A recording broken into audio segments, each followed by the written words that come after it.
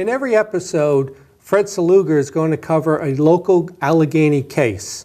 So Fred, why don't you tell us about today's case? Okay, today's case concerns an abduction. Seeing we're talking about abductions today, concerns a case that occurred on 3/26/2014. This case came in allegedly, it was a lady, it was a female, that was watching the Twilight Zone at like 9 o'clock at night, and she remembers, she was watching and she remembers waking up a couple hours later, and she was on a UFO.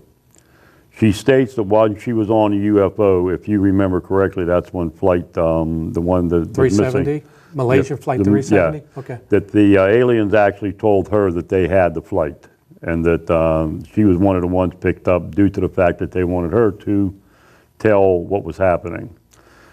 She also stated there was another girl on the craft at the time, she was, and they told this girl that she had to stay there and they let her go.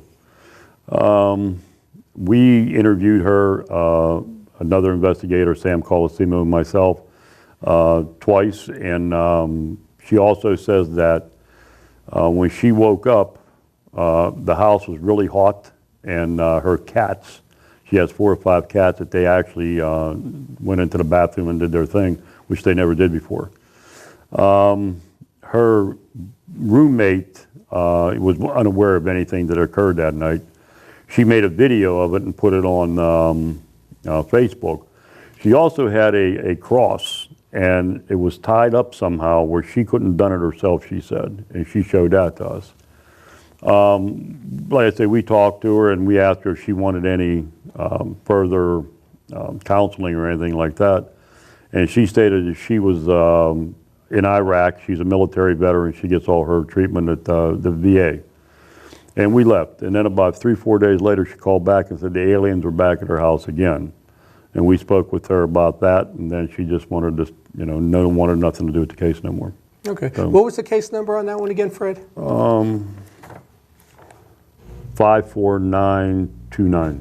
Okay, case 54929. Right. And just for the audience, if you're interested, if you join MUFON, you can actually get access to our website, and you can access these cases and read the whole case if you're a member of MUFON. And it's very simple to join. You just go to MUFON.com and you're a member, and then you can read these cases. In every episode, we're going to tell you the case number and just give you some details. But then if you want to find out more, you can go to our website and access that case. Okay, thank you, Fred. You're welcome. Today's guest is George Doc Medich, who, like I said, heads up our abduction research team for Pennsylvania. And George is going to tell us about this abduction phenomenon. So George, why don't you tell us what is going on in this country and around the world with abductions? There have been numerous cases of people reporting instances where typically they are alone at home, in bed, and they feel a sense of paralysis overcoming them, sometimes preceded by a bright light entering the room. People will then report shadowy, hooded figures coming into their place of residence. They then report the sensation of being floated out of the residence through solid structures, through doors, through windows, through screens, into an aircraft where typically they undergo a very invasive physical examination. A process that sounds kind of like a mind probe, where one of the creatures gets face to face with the person that's been abducted, and they undergo more or less a mind scan. Subsequent to that, sometimes the abductees are given a tour of the ship, sometimes they're given a lecture on theology, a lecture on being kinder to the climate on Earth, and then they're all of a sudden sent back where they came from. Oftentimes it's abrupt, and the next thing the patient or the person remembers is that they wake up in bed again.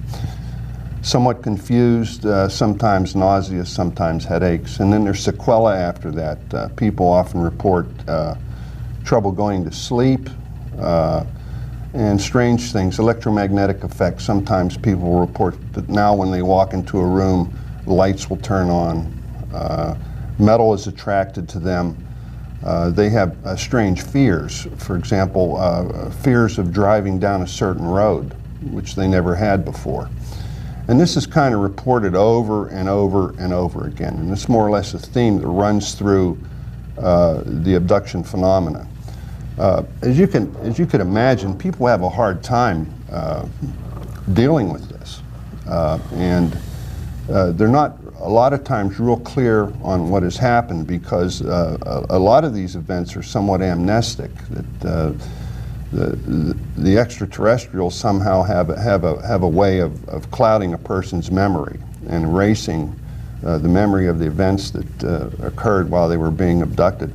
Although there are a lot of cases that people remember without the help of hypnosis. So there's a large body of evidence. A lot of books have been written about it. Two of the major books were by John Mack, a psychiatry professor from Harvard, who wrote a very detailed book on abductions, and David Jacobs, who is a history professor at Temple, also detailed a lot of cases on abductions. They're very good, and anyone who's interested in that, I would recommend that they pick up these books and read them, because they're more or less a textbook on alien abduction. They're very well done. They're done by academics. It's an easy read, but it has a lot of information in it. So, are there any prominent cases that you can tell us about regarding abductions? Yeah, there's a lot of cases in the literature. There's Betty and Barney Hill, which is probably the most well-known. Happened in I believe in 1961 in Vermont, either Vermont or New Hampshire. Then was it New Hampshire? Yes, New Hampshire. And then there's the Travis Walton one in Arizona, where he was a logger, and him and his boy saw a UFO, and he was gone for 5 days. But the one I'd like to talk about is a case that Bud Hopkins, who is a UFO and abduction researcher in New York, detailed in a book called Witnessed. And it deals with a lady named Linda Cortile, who was a 41-year-old housewife. And what happened was, at the end of November in 1989, a typical abduction scenario. She was asleep in bed, felt the paralysis come on, saw the creatures come in, was actually able to throw a pillow across the room at these guys, but then got abducted, got floated out of her 12th floor Manhattan apartment into a craft which was hovering right outside of her apartment, abducted and then brought back. What's really key about this case was it was witnessed by two policemen. They weren't policemen. They were they were security officers for the United Nations, and they had in their car with them the head of the United Nations at that time, who we believe was Javier Perez de Cuellar, the guy from Mexico. These three guys witnessed this. And there was also another lady who happened to be crossing the Brooklyn Bridge at this time, who also witnessed this abduction. So we have 4 independent people witnessing the account of Linda Cortile's abduction. And it's probably the best documented case of human abduction that I've read about, because these were all independent observers who all stated that they saw the same thing. Now, you know, some people will say that this was sleep paralysis and it's a lucid dream, but the fact that she was able to take a pillow and throw it, she's not dreaming at that point. She's already awake, so it's not sleep paralysis as far as this case goes. Not only that, she's out the window in the 14th floor or whatever, going into a craft, and everybody sees her going in. Now, that's not sleep paralysis. Can you imagine that over by the Brooklyn Bridge, seeing somebody float out of the 14th window? Somehow they dematerialize, they go through the glass, through the walls, and the person's floating out to the craft, and there's witnesses down on the street looking up at it. And like you said, the head of the United Nations was a witness. Now, I don't think that he's ever come forward and admitted that, but the two security people that were with him, the drivers, have. They actually got in contact with Bud Hopkins through an audio tape that they sent him, and described exactly what was brought out in Linda Cortile's aggressive hypnosis session. And all the facts of this case merge and agree. You know, if you were driving down the street and you saw this, it would be kind of hard to forget. Right, it would be surreal. I mean, it was detailed to the fact that there were 3 aliens with her, 1 above and 2 below. She had on a white nightgown. The light coming out of the craft was blue, and all these aspects of the case were agreed upon by all the witnesses. And it's, you know, it's hard to make something up like that. Independently. Independently. And I think all the electricity went out also, didn't it, in that area, that the electricity usually in the that's what building happens. and the cars, and it all went out. Yeah, during an abduction, what typically happens is anybody who's in the immediate environment gets switched off mentally. For example, she tried to rouse her husband, who was in bed with her, and you know, he wouldn't wake up. When she came back from the abduction experience, she had trouble rousing her 2 sons out of a sound sleep. In fact, she had to take a mirror and put it under their nose to see if it fogged, to make sure that they were breathing. And that's pretty much typical. The people surrounding the person who gets abducted kind of get turned off for a period of time. I don't know how they do it. Do you recall, were there any negative effects with that, with Linda? Or, you know, did she come away traumatized? Was there any negative, do you remember? Well, other than the psychological damage that it does, yeah. What happened was one of the 2 security guards got psychotic over this. See? He couldn't handle what he was seeing, and he actually kidnapped Linda Cortile and took her to a place on Long Island. And he wanted her to marry him. And he wanted to take her away somewhere.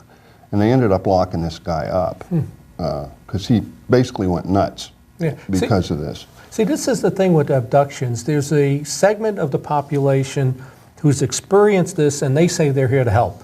Right. That they get this message about the environment and nuclear weapons, and they're here to help humanity. Then there's the other segment of the population that says that they're not here to help. Right. It's basically a late night kidnapping and rape, and then they come back again and they take the fetus. And to me, that's not somebody that's here to help. So you got two camps as far as what is this all about. I think the problem becomes if we paint this alien visitation with too big a brush. I think there's a spectrum of visitations, some of which are probably meant to be helpful. And on the other end of that spectrum are the invasive kidnapping rapes that we hear about, where victims are implanted with material in utero and then come back and the fetus is harvested, and then later on the abductee is once again abducted, taken to the ship and shown this hybrid offspring. You know, and there's everything in between. So I think when you're talking about this, you have to be very specific about what you're talking about. You know, the people that got abducted and taken to the ship and were invasively examined and stuff, I don't think they're ready to sing Kumbaya about this. You know, I mean, I'd be kind of upset if that happened to me. Absolutely.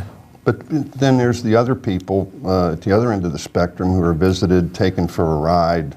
You know, maybe their medical problems are cured, and then they're dropped back off, and nothing ever again happens to them. But I think one of the things we got to keep in mind, and I really came to this conclusion recently, is when you talk about this ET phenomenon and abductions, there's not just one species here. Right. So people seem to think about it, well, they're either good or they're bad, and there's one. It's not. There are multiple species here. That's what I want to know. What did she say that they were the Greys that took her, right?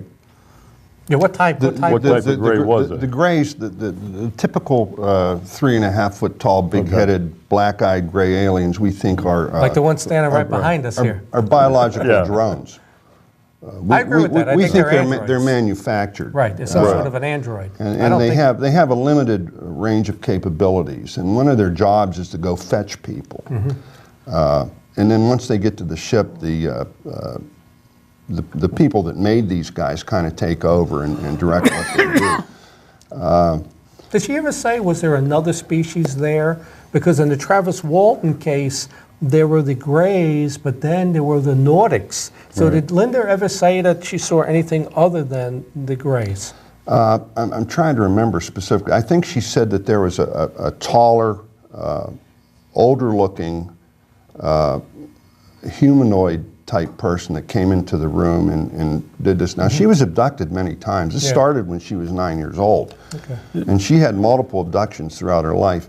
But one of the things I want to tell you about Linda Cortile was during her abduction experience throughout her entire life, she was introduced to a Playmate when she was young. And I believe his name was Mickey. And it turns out that one of the investigators may have been this Mickey. That's right. That she was. That they knew each other. That they knew each other, and this has been. Although they never met, they knew each other. This has been a recurring pattern that I read about when I read about these things. Is that these aliens are hooking up people when they're kids. Right. And it goes from generation. It goes through lifetimes and your it's children. Generational. See, that's what I was saying. You got people back in the 50s were abducted, and today their children are being abducted. And what would that be? I mean, why do they keep abducting the same? Well, it brings up the question, why are they doing this? Yeah, that's what I'm saying. What's the end game? What's the purpose? What's the goal of what they're doing? And there's a lot of speculation and very little hard evidence. Some people think that they're creating a hybrid race to take over the world.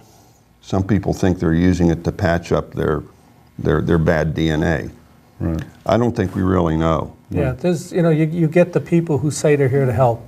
Then you get, when you actually talk to these witnesses, this is not a positive experience, Right. And like I said, Dr. David Jacobs would be the one. He's one of he's a history professor at Temple, and he believes that this is an evil program. Right. They're here to harvest DNA and create generations of hybrids until they can fit in our society, maybe only be 10% alien, 90% human after 7 or 8 generations, and then they infiltrate government, they infiltrate, different corporations, etc., and that's their goal. It's really to take over. And Dr. Jacobs does not believe that this is a positive experience. But, let's talk about Travis Walton for a second. For years, Travis Walton, had his scenario where they were loggers in 1975 in Arizona.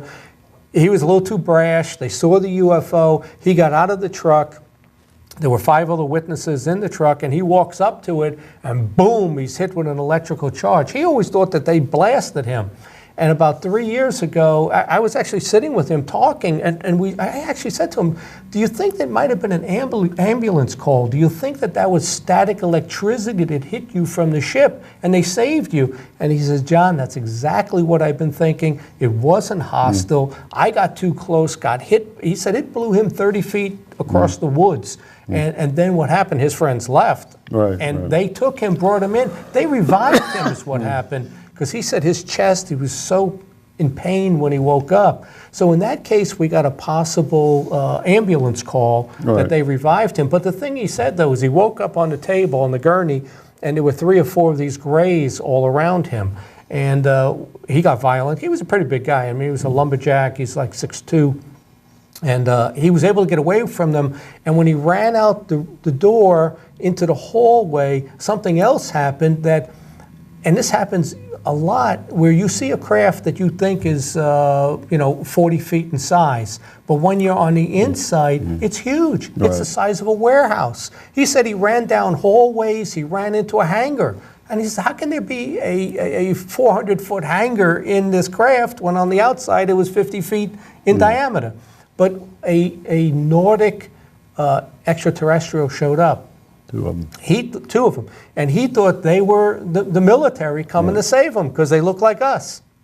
They were blonde hair, blue eyes, very physically fit, and he thought they came to save him. And that wasn't the case. They took him back, kind of gas masked him, and then he ended up back. So, there's a case that may have been an ambulance call. With the other cases, and I think with Travis, he inadvertently got too close, and they revived him. They weren't there to harm him in any way. But, you're talking about him thinking that it was the military. There's a lot of cases now where the people who are abducted actually see military personnel on the ship. Black helicopters in the area. Yeah, and I mean, it's, you know, so what is the military doing on a craft abducting people? That's another thing we don't know. Is it military or is it paramilitary? You know, Well, it's hard for me to They're not believe marked. that our armed forces have a subset of people that are involved in this. You know, is it part of the breakaway government? You know, they're military-like people, but you know, are they really? Well, the black helicopters are never marked, so we don't really know who they are when they're in the area with crop circles, when they show up. Mutilations, cattle mutilations. Animal mutilation, Right. Yeah, I don't know. It's a very interesting topic. It's fascinating to me. If even a small percent of any of this is true, it's fascinating. There's no doubt that we're being visited. Well, there's even other theories that we've signed an agreement with them. right. I mean, one of the prominent theories out there was with Eisenhower in 1954. He was confronted in Palm Springs at the Air Force Base there. They followed his plane in, and they confronted and wanted a meeting. And he wanted us to give up our nuclear weapons, and they would give us technology. And Eisenhower and his advisors said, no. I mean, what about the Russians? They have nuclear weapons. We're not going to disarm. And he made the right decision. We need to be able to combat this because we don't know what their intentions are. But then there were two other meetings that took place, and people say, and there were witnesses there. Timothy Good researched this, and he said that there were witnesses present who said that Eisenhower came to an agreement with them, that they can do whatever they need to do, whether it's restock their species with our DNA, but they're going to give us technology, and then you got this boom in technology that finally takes place. But what gets me is, okay, if we go back into history, all right, we got like Ezekiel's will, okay? There were abductions back in those days. Right, this has always gone on. Right, so now we're talking 1,000 years ago, and they're still doing it till today. So what, I mean, this is what I don't understand. If you're doing it 1,000 years ago, you should have got what you wanted by now. That's a good point. You know, That's a good point. Unless they're trying to figure out how we're going to develop. Right. You know what? I've read where we're a biological experiment on this planet, that we were placed here as kind of an experiment by an advanced species to figure out how we were going to turn out. Yeah. And they're probably real disappointed right about now. Well, I think that some of the plagues and some of the things that take place, there could be a species here that wants our planet because it's such a rich planet, but they introduced the Black Plague, Ebola, they introduced these plagues and diseases, but I think the mistake they make possibly is they're targeting the human in us. We may have the DNA of two species in us, and our immune system is the immune system of the Nordics, let's say, and that's what's still keeping us alive. You know, there's a lot of theories out there. We've never been able to really prove any of them because we don't know. And you know, and you get into all the conspiracy theories. Does the government know, or are they in league with them? You know, who really knows? But when Travis Walton passed 5 polygraphs. Right. How do you not believe him when he passed 5 polygraphs? So, but you're going to have people out there. I tell you what, you could have the little gray right there walk across the floor, and they'll swear to God they didn't see it. I mean, it ain't happening. I mean, this is the way it is. I mean, you got people like us that go out there, and I mean, we do the best we can, and we're ridiculed, we're harassed. People say we don't know what the hell we're talking about. But, you know, like I said, I think they've been here for thousands and thousands of years. And that's what makes being part of MUFON interesting. Right, we live for these cases, the good cases, the 10% that are just phenomenal. Right. And, you know, for our, the listening audience, if you want to become part of this, if you want to learn more about this, there's plenty of books out there. You go to MUFON.com. The website has all this information. You can join and become a member of MUFON and do the investigations or just learn about the topic. You get a monthly magazine. So hopefully you join us. This was our guest this week. We spoke about abductions with George Doc Medich, and future guests will talk about these red and white orbs that are seen in the sky and many other topics.